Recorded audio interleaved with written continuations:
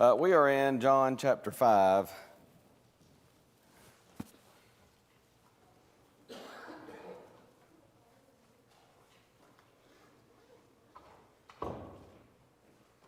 We're looking at some questions Jesus asked. And we began talking about this question last week. I kind of summed it up quickly, but we spent most of our time just understanding the textual difficulty there.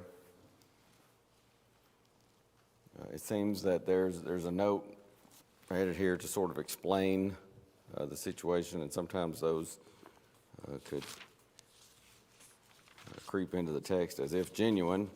But really the question that we were working toward was verse 6, where, here's this man who has had this infirmity 38 years, and there are a lot of other people there that are they're waiting for the moving of the water. There's this I guess I would probably call it, for lack of a better term, this superstition that if when the water is stirred, supposedly by an angel, then if you're the first one in there, you'll be healed of whatever ails you. And this fella, he's been there, and if you can see you can understand his dilemma, because if you're a person who is lame, well, what are you going to do? Even if somebody is blind and can get the general direction, they're going to beat you there if you're lame. So he's been there for a long time, no doubt. And Jesus comes along and he says, "Do you want to be made whole?" And we did at least get the chance to touch on this last week. His answer is, on the one hand, you kind of understand it, because he says, I don't have anybody to put me in the pool, but he doesn't really answer the question, does he? Jesus says, "Do you want to be made whole?" And I don't know that he knows who Jesus is at this point. No indication of that. And so, I don't know. I've looked at this before. I've read this account before, studied this account before, and found myself going, well, why didn't he just say yes? Well, if he doesn't know who Jesus is, then I could see him, make more sense that he answers as he does. So, whatever the reason, whether we say, okay, yeah, it makes sense, or we say, but Jesus asked him, "Do you want to be made whole? Do you want to be made well?" And so the guy says, "Look, I don't have anybody to put me into the pool. When I'm coming, somebody else gets down in there before me." And then Jesus just sort of flatly says to him, "Rise, take up thy bed, and walk." And it's pretty interesting, because immediately the man was made whole, took up his bed and walked, and on the same day was the Sabbath. Now, we've talked before, miracles, genuine New Testament miracles, they're not, gradual things. These are instantaneous. He doesn't say, I think I'm starting to feel a little better. I mean, he immediately was made whole. He takes up his bed and he walks. And so when Jesus made this statement, he can tell in himself, in his body, something has happened. And so he gets up and he's well. But it's the Sabbath. And we did touch upon this last week as well. There are numerous times in Jesus' ministry when he will heal someone on the Sabbath. And I had a preacher years ago when I was up in Chattanooga area, and he told me, he said, sometimes I think Jesus maybe did that intentionally, just to get, not to stir up trouble, to try to be a troublemaker, but to provide an opportunity to show them how badly they had twisted Sabbath law. The Sabbath law was about people need a rest, people need a break. And, whether it's within a week period, whether it's within a month, there was even a 7-year Sabbath that Israel was supposed to observe. No indication that they ever did observe it, but it was there in the law. 7 years, the 7-year release, and even the year of Jubilee and the 50th year. And so we need a break. We can't just go nonstop. Even, daily. You got to have some rest.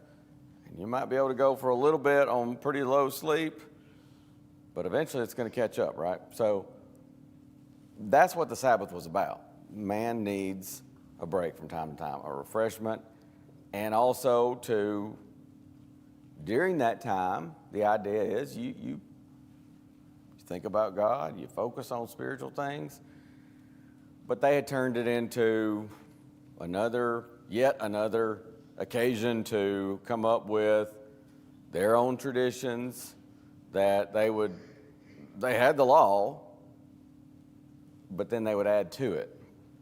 There are some occasions where the Jews just, and we did talk about it last week, that it's kind of ironic that before the captivity, they were bad not to keep the Sabbath at all.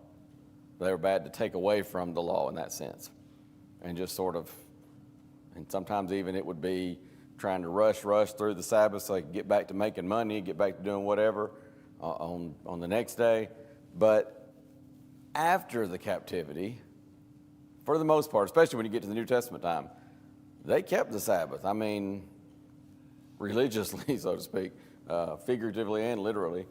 They kept it, but they added to it their traditions and their extra things, like you can't walk more than, I think it's like 1/8 of a mile or something, things like that. So they added to it, and so yeah, it may very well be, I don't know if I can say it with any kind of certainty, but it may well be that Jesus sometimes did miracles on the Sabbath, healings on the Sabbath, just to provide an opportunity for him to teach on this and drive home to the Jews, at least the ones that'll be honest, open-minded, and listen, to drive home to them that it is, in fact, lawful to do good on the Sabbath.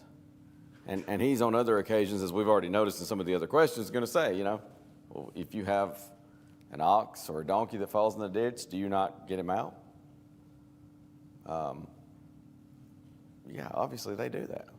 And so they just had this misunderstanding, and it was not just, oh, bless their heart, they didn't understand. It was because of their traditions. They were binding their traditions.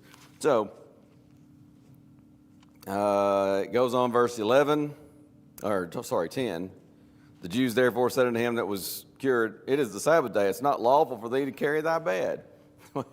Here they are. Now, I know, I'm pretty sure we've talked about it before, but don't misunderstand and think he's walking around carrying a 4-poster bed or something. This would be kind of like a mat, and so he's just rolled it up. Might be something similar to, I don't know, I don't want to say with certainty, but maybe something similar to like a yoga mat or something that we would have today.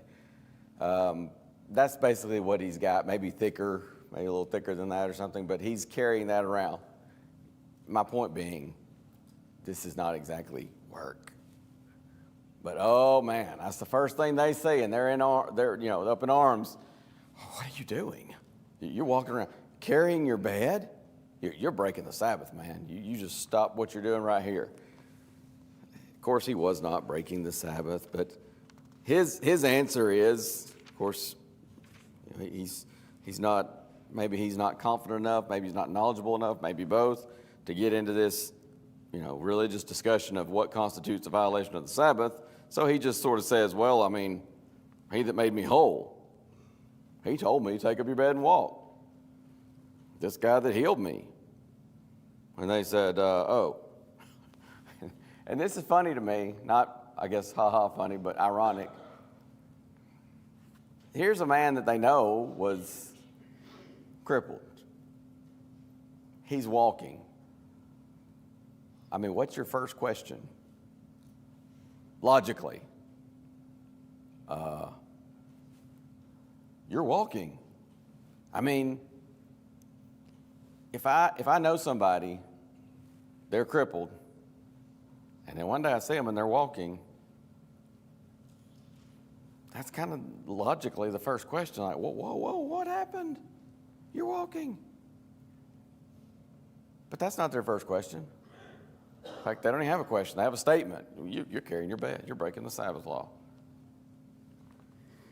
And that might be understandable if he actually were breaking the Sabbath law, but be that as it may, then he says, it's almost, and I don't know, maybe he's drawing their attention to it. Like, man, I'm healed. I'm walking, and you want to know why I'm carrying a bed. Well, I'll tell you why. The one that healed me. Like you see me, I'm standing, I'm walking. The one that did that, he told me to take up your bed and walk. And, again, maybe he's drawing attention to the healing. Maybe he's drawing attention to, well, hey, the guy healed me miraculously, so I figure he's got to have some kind of authority, kind of like Nicodemus coming to Jesus and saying, we know your teacher come from God because nobody can do these miracles that you do except God be with him. But he says, that's the one that told me. Well, again, you would think the logical next thing is, whoa, yeah. Like, you might see somebody and maybe you don't catch it at first. Oh, this guy that was crippled, he's walking around because you're blinded by him. Oh, he's carrying his bed or whatever. But now he's pointed out, the one who healed me. So, you think almost at that point, you're kind of like, oh, wow, didn't catch that, but yeah, you've been healed. Oh, but no, because they say, who? They want to know, who was that? Seems like they should have been thankful. I mean, yeah, you would think that there'd be rejoicing here that a man has been healed. But they want to know who it was. And so he says, essentially, I don't know. Verse 13, he that was healed wist not or knew not who it was, for Jesus had conveyed himself away, a multitude being in that place. Jesus later finds him in the temple, and Robert and I were talking about this. Was there something else you mentioned last week, Robert? I feel like I'm forgetting something that you said that I wanted to mention, but I know we talked about. He didn't know who had healed him until Jesus found him in the temple. Is that okay? That was how we started off that discussion. So yeah, he doesn't know. Apparently, he doesn't know name or anything. He just knows somebody came up to him, said, "Rise, take up your bed, and walk," and he was healed in that instant. So he tells them, but he doesn't know who it was. Then Jesus finds him in the temple and says, and it makes me, Robert and I were talking about this after class last week, it makes me wonder about this guy because two things. First of all, he didn't know who it was. Jesus finds him, verse 14. But what does Jesus say to him? Behold, thou art made whole. Sin no more, lest a worse thing come unto thee. It almost seems like a little bit of a warning. Like, hey, get on the straight and narrow. Because there's something a lot worse than 38 years of being crippled. And that's being lost for eternity. But the second thing that makes me just kind of wonder about this fellow is because what's the next thing he does? He goes and tells the Jews. I don't know. I mean, he may have had all good intentions in that. I don't know. But it just as easily could have been that he's like, oh, I got his name now. I'll go tattle to the Jewish leaders because they want to know who it is, because they're interested in finding out who told this guy to violate the Sabbath in their eyes. And so he goes, departed, the man departed, verse 15, told the Jews that it was Jesus which had made him whole. Therefore did the Jews persecute Jesus and sought to slay him because he had done these things on the Sabbath day. And so Jesus he's not intimidated by them. He will not be intimidated by them. And so he begins this discussion. And by the way, when you get to,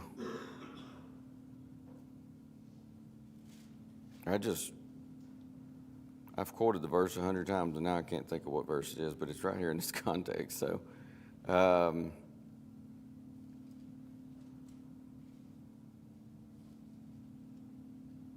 anyway, they're gonna be after Jesus because, as it'll say, it's so funny when you're looking for something and you just can't find it. may be thinking of a different chapter, but I'm just certain it was in this chapter. But it'll say, he'll say, my Father worketh hitherto, and I work. And then the Jews, they want to, oh, it's right there. I was looking at red text, and I needed to be looking for black text. There we go. Verse 17, Jesus answered them, my Father worketh hitherto, and I work. And then verse 18, therefore the Jews sought the more to kill him, because he not only had broken the Sabbath. Now, as we pointed out before, broken the Sabbath in their eyes. He didn't actually violate the Sabbath, of course. He not only had broken the Sabbath, but said also that God was his Father, making himself equal with God. And so Jesus here in this context, he claims to be God in the flesh. And sometimes people say, well, you know, Jesus, he never even claimed to be God. This fellow that I've mentioned before that I knew up in Chattanooga, was the first time I had encountered that. He said, I'd heard of people that didn't believe in the deity of Jesus or whatever, but this guy was taking the position Jesus never claimed to be deity. And he said it was later on, after the establishment of the church, he says Paul and some of the other apostles, they made out like Jesus was God in the flesh, and they popularized that teaching, but Jesus himself never claimed that. Well, John 5:16 and 17 answers that definitively, because no amount of word gymnastics will get you around that, because John records they wanted to kill him even more because he was sitting there claiming to be equal with God, and they are enraged by it. And you know what? We could understand that and say amen to their rage, were it not for the fact that he backed it up. I mean, you know, you might say to somebody, hey, look, you can claim to be God in the flesh. You better have some evidence. Well, did he? I'd say so. Right here, just in this context, a man infirm, crippled, 38 years is suddenly just instantaneously healed. That alone. But you start piling up the miracles that he did, it's not like they didn't have the evidence. So all that just to say, there's your context of this particular question. I was trying to think, I think we got most of what I wanted to mention on that we didn't cover last week. I think I did mention it perhaps last week, but when it says, verse 18, therefore the Jews sought the more to kill him, that's a saying, a phrase, the Jews, that John uses quite a bit in his gospel account to mean not every single one, but the ones who wanted to kill Jesus. Sometimes he'll just say the Jews, but he's talking about the unbelieving Jews, the ones that are after Jesus. Anything else on that? Did I forget anything that we talked about last week, Robert? Okay, I should have wrote that down. Okay, well, just continuing in the context, we won't read every single verse, but it stays within the context because we got, as I said, three questions here in chapter 5. So they want to kill him. He says, my Father worketh hitherto, and I work. And you know, we might say, well, good night. Why were they so triggered by one little statement when he says, my Father worketh hitherto, and I work? You know, we sometimes phrase things a little differently or whatever, but in that culture, you know, saying he was the son of the Father's son was equivalent to saying equal to. And so that's why that really set them off as it did. So he will say in verse 19, the Son can do nothing of himself, what he sees the Father do, except for what he sees the Father do. For what things soever he doeth, these also doeth the Son likewise. The Father loves the Son, shows him all things that he does himself. It will show him greater works than these, that ye may marvel. And then he's going to talk about the raising of the dead. And even he will say, verse 25, the hour is coming, now is, the dead shall hear the voice of the Son of God, and they that hear shall live. And here he talks about two different kinds of dead folks in this context, by the way. He talks about some that are spiritually dead. And that's what you're seeing here. In fact, back up to verse 24. Verily, verily, or truly, truly, I say unto you, he that heareth my word and believeth on him that sent me hath everlasting life, and shall not come into condemnation, but is passed from death unto life. The hour is coming, there, verse 25, we just read, when the dead shall hear the voice of the Son of God, and they that hear shall live. Well, when it comes to the resurrection of the dead, the general resurrection of all the dead, it's not going to be just those who hear, those who listen or pay attention or heed that will rise from the dead. Everybody's going to rise, right? But here he's talking about those who hear and heed, we would say, they'll live. That's the spiritually dead. For as the Father hath life in himself, so hath he given the Son to have life in himself, and hath given him authority to execute judgment also, because he is the Son of Man. Then he says, now he's going to deal with the general resurrection, physical resurrection. Marvel not at this, for the hour is coming in the which all that are in the grave shall hear his voice, and shall come forth. They that have done good unto the resurrection of life, and they that have done evil unto the resurrection of damnation. Then he goes on and says, I can of my own self do nothing. As I hear, I judge. My judgment is just, because I don't seek my own will, but the will of the Father. And he says, if I bear witness of myself, my witness is not true. Verse 31, there's another that beareth witness of me. And I know that the witness which he witnesseth of me is true. Now, in these next several verses, he's going to give no less than 5 witnesses to his claim to be the Christ, to be the Son of God, to be God in the flesh. And what's the significance of that? Or 2 or 3 witnesses. The Jews understood, and it was a big, there were certain aspects of the law that they kept very well, certain aspects they did not, but they tended to do a pretty good job with this, because they understood. I've been reading in my daily Bible reading in Deuteronomy, and I ran across it was one day this last week, where you don't put someone to death, you don't punish a man on the testimony of a single witness. You have to have 2 or 3 witnesses. And Jesus says, I'll see your 2 or 3 witnesses, and I'll take it to 5. You want witnesses? I got witnesses. This is not just a Johnny-come-lately who says, oh, look at me, I'm the Christ. And, the miracles were very genuine. They're later on going to say, well, we can't even deny that these are genuine miracles. But, if you might want to discount those, he says, I got miracles, I got witnesses. You put this in a court of law, and it's a, what's that expression, a slam dunk. Because you got all kinds of evidence.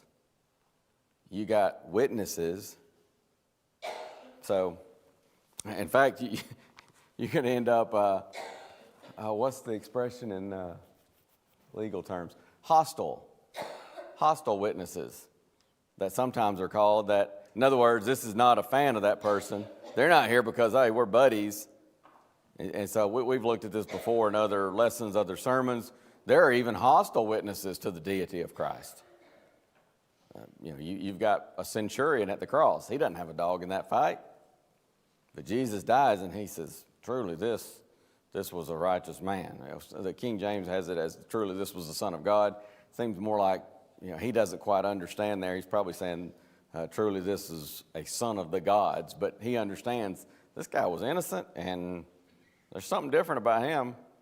That would be considered kind of a hostile witness. You got a number of the Jewish leaders who gather together, and they'll even say, oh, well, what are we going to do? Because we can't deny this man's doing miracles. You also got the witness of his friends who were with him, and later on, especially Peter, is going to say, hey, we haven't followed cunningly devised fables. We were eyewitnesses of his glory. But here, Jesus, again, at least 5.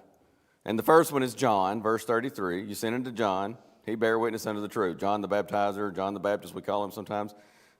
He says, Jesus goes on, but I received not testimony from man, but these things I say, that you might be saved. He was a burning and a shining light, and you're willing for a season to rejoice in his life. But I have greater witness than that of John.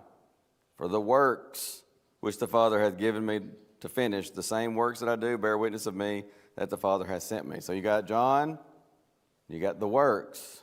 The works being what? The miracles.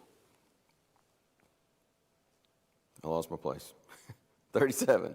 Then he says, this is number 3, and the Father himself, which has sent me, hath borne witness of me. You've neither heard his voice at any time, nor seen his shape. So you got John, the works, the Father, and he goes on and he says, and you have not his word abiding in you, for whom he hath sent, him you believe not. Search the Scriptures, for in them you think you have eternal life, and they are they which testify of me. And you will not come to me that you might have life. In other words, some versions have verse 39 as, you search the Scriptures, for in them you think you have eternal life. Either way it works, whether it's, whether he's saying, go search the Scriptures, or whether he's saying, you pore over the Scriptures, and yet you're missing the obvious. The Scriptures point to the Christ. It's all about the coming Messiah, and he's here fulfilling all the prophecies, and you're just blinded to it, willingly blinded to it. Then he says, 41, I receive not honor from men, but I know you, that you have not the love of God in you. I am come in my Father's name, and you receive me not. If another shall come in his own name, him you will receive. He says that's the sad thing here, is that somebody come in his own name, seeking his own glory. You'd be more likely to believe him than the true Messiah, the true Son of God, standing right in your midst.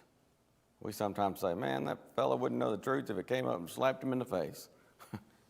Here's Jesus standing right there in the midst of them. Son of God, God in the flesh, their long-awaited Messiah. And they're just, not only are they missing him, they're like seeking to persecute him and will eventually put him to death. Then he says, 44, and this is our next question, by the way. How can ye believe, which receive honor one of another, and seek not the honor that cometh from God only? Then he says this, do not think that I will accuse you to the Father. There is one that accuseth you, even Moses. And there's witness number 4, in whom you trust. For had you believed Moses, you would have believed me, for he wrote of me. I said, a while ago, I said at least 5. I should have said at least 4 witnesses, possibly 5, depending on how you count. Some people count Moses as number 4, and then his writings as number 5. Sometimes I just count it as Moses and his writings as one, because when he says Moses, if you had believed Moses, he's talking about the writings of Moses, which would be, of course, the Pentateuch, the Scriptures. So you might could say the Pentateuch and then the rest of Scripture. I don't know. But anyways, at least 4 witnesses here, maybe 5, depending on how you count it. So you got John the Baptist. You've got the works, the miracles Jesus did. You have the Father, Moses and those writings, or if you just want to count that as altogether, the law of Moses. And he says, if you had believed him, his writings, you would have believed me. And then our third question from this chapter is verse 47. But if you believe not his writings, how shall you believe my words? And so there's our context here. He's speaking to these unbelieving Jews. And in verse 44, how can you believe which receive honor one of another and seek not the honor that cometh from God only? To paraphrase that a little bit or sort of explain what he's saying there is, he's saying, how can you believe, you see your commas there, if you take out that, that extra clause, how can you believe if you see you who seek not the honor that comes from God only? But what he's saying here is you receive honor one of another. We might say that you bunch of backslappers, you got your own little group, and you run around and, Rabbi so-and-so says something and his buddy comes up and says, well, thank you, Rabbi so-and-so. What an astute, wise, beneficial teaching you have left us with today. And then the next time it might be that guy who speaks and the other one that spoke that previous week or day or whatever gets up and he says, oh, that was tremendous. What a blessing to have been here today and to hear these words imparted to us that will no doubt strengthen us. And, we've seen that, right? We've seen that before. In fact, it still happens, right? I have been to, there have been times when I have been in maybe a lectureship, and I'm not talking about compliments. I think that's very different. Compliments are appropriate, and sometimes a preacher may get up and preach, or maybe somebody leads a prayer, somebody leads a song, you say, that you did a good job, it was very good. Or maybe a particular sermon, you said, that was helpful. Maybe I never considered that before, or maybe it's a text we've studied a bunch of times, but it's just something that I didn't catch before. I'm not talking about that. There's a huge difference in complimenting someone, and what's the other word? It's very different. Flattery. That's different, right? And that's kind of these people, they would look at one another, and I dare say, I don't think there's any questions. In many cases, probably they didn't even like each other. Didn't care for one another. But it was all about keeping that group in charge and making sure that the peons, the little folks, looked up to them. And so to do that, you had to keep them up here, kind of on that pedestal. And so it may be that I don't even like this fellow, and so he gets up and he speaks, and we say, oh, what a tremendous blessing to have been here today and hear those wise words imparted to us. And I may go home and maybe I tell my close friends, I can't stand that guy. Man, what a joke of a lesson that was. But see, it's all about that flattery, the backslapping. And that's how a lot of these folks were. And even, let's just assume for a moment it was sincere in every instance. That they really were, and I've been there before where maybe it's a lectureship or something like that, and sometimes, and it's easy to fall into this trap sometimes, even unintentionally, where guys get up and it's like, you could spend 10 minutes saying all kind of thanks about how good it is to be here, and the great work that's going on here. And I remember going back to, and next thing you know, you could just, it becomes all about that instead of the preaching of the word. But for them, it wasn't something that, they just kind of fell into that. It was just a backslapping thing. And here comes Jesus. And again, it's not even bad to encourage somebody. They could be sincerely encouraging one another. That in itself would not be a bad thing. But here comes Jesus, and he's not part of their clique. He doesn't fit into their mold. He doesn't get around with them and talk about the traditions and, we got to keep those traditions and keep them in check and all this. He just tells them the word. And in some cases even corrects them. And it's like, how dare you? And they just want nothing to do with him. And John really uniquely records the ramp up of, where John spends more time on the last year or even last week, especially the last week of Jesus' ministry and Jesus' life on this earth, than any other of the gospel writers. And he's going to show how they just continually get frustrated because he bucks the system. And they hate that. And You still see that some today, and maybe even to that extent in some places. People just don't mess with the system. Don't rock the boat, but especially for them, and it's John who's going to record that they'll call a little huddle up meeting and say, what are we going to do? Because this man is working many miracles. We can't deny that. But if we leave him alone, if we let this situation ride, that's how we might say it in the South,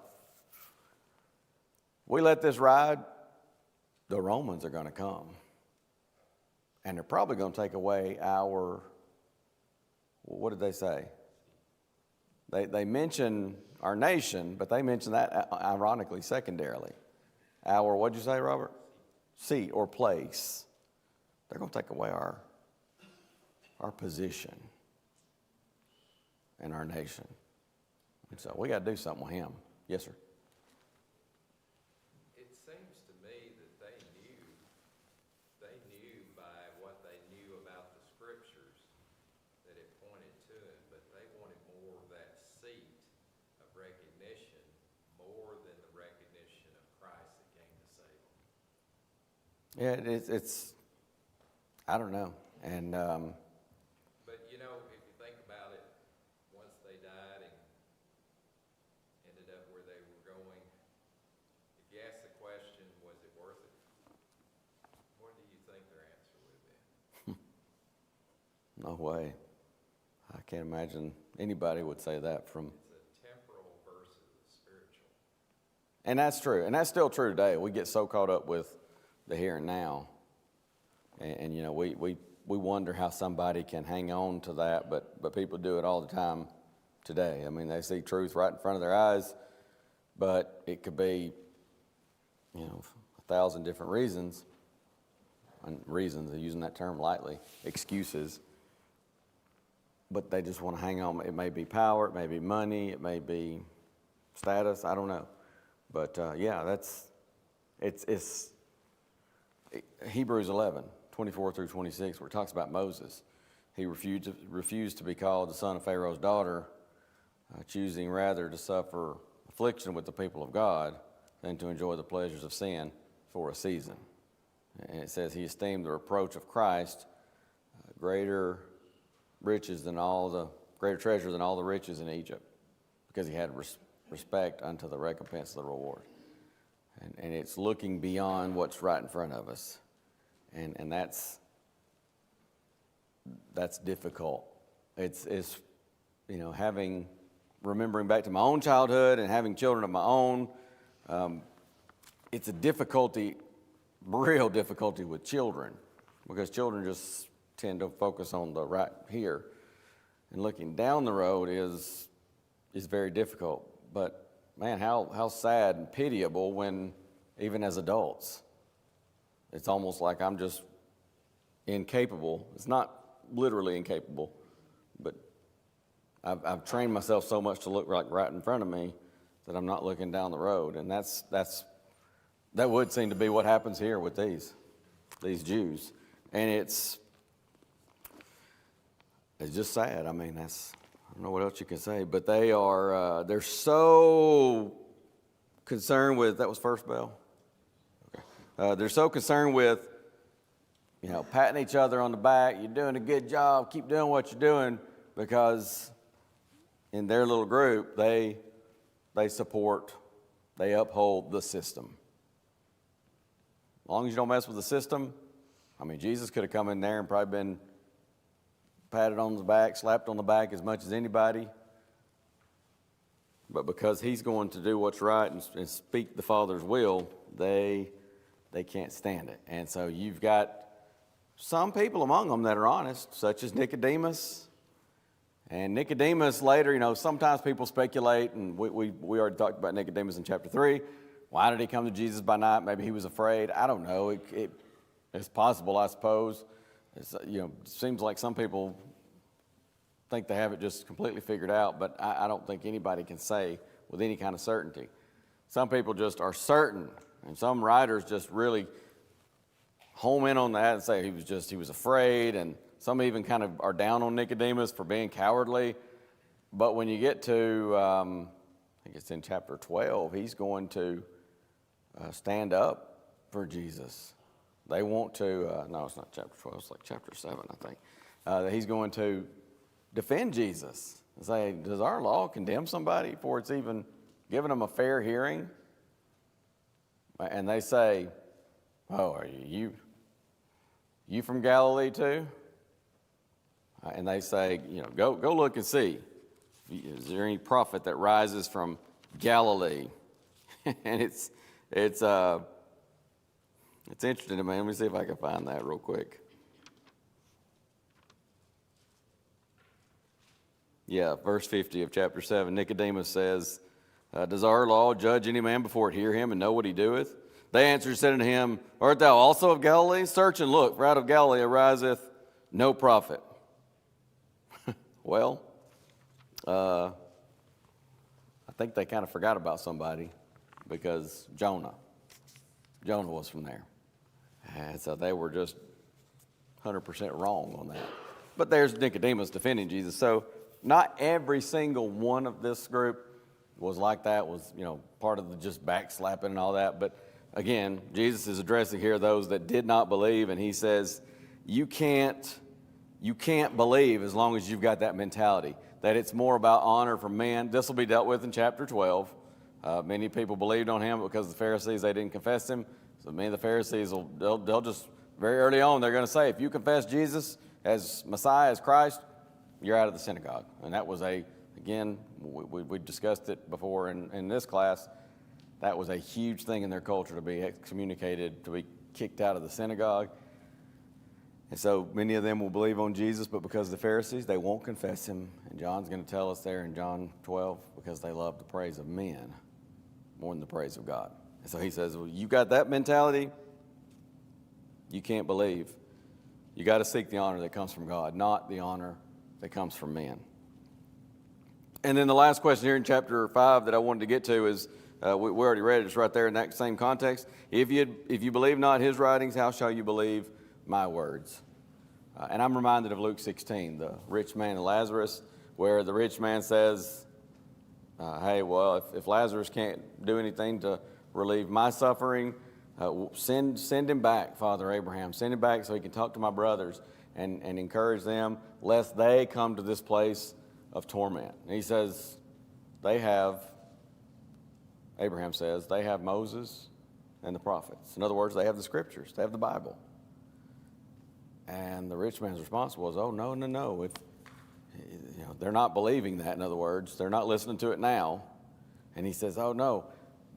If somebody goes to them from the dead, they'll listen. And the response came back, if they don't listen to Moses and the prophets, neither would they be persuaded if one rose from the dead. And we may even hear that now and think, boy, I don't know. I think I'd be persuaded if somebody rose from the dead. But listen, if you got that mindset and you're not going to believe, you don't listen to and believe the scriptures, and you see it. You see it in the gospel accounts. People that are actually seeing miracles. They see Lazarus risen from the dead. And they try to explain it away, or even don't try to explain it away, but just decide we're going to get rid of the evidence and kill Lazarus. But the point being, if people aren't going to listen to scriptures, they're not. And so Jesus says, you don't really believe Moses. Later on in chapter 8, they're going to talk about, oh, Abraham's our father. And he's going to say, well, is he? Might be biologically, via DNA, but spiritually, he's not your father. You don't follow Abraham's teachings. Abraham followed God. If you were Abraham's seed, spiritually, you'd follow God. So he says, if you don't believe Scripture, you're not going to believe my words. And again, that'll get their attention, because supposedly they're all about Scripture. Oh, we believe Moses. And he says, do you? Do you really? Let's stop there, and Lord willing, we'll pick up next week in chapter 6 with some more questions from Jesus. I think I got 3 in chapter 6 as well. 1, 2, 3, 4. 4 in chapter 6. Thank y'all very much. Let's have a short break before worship.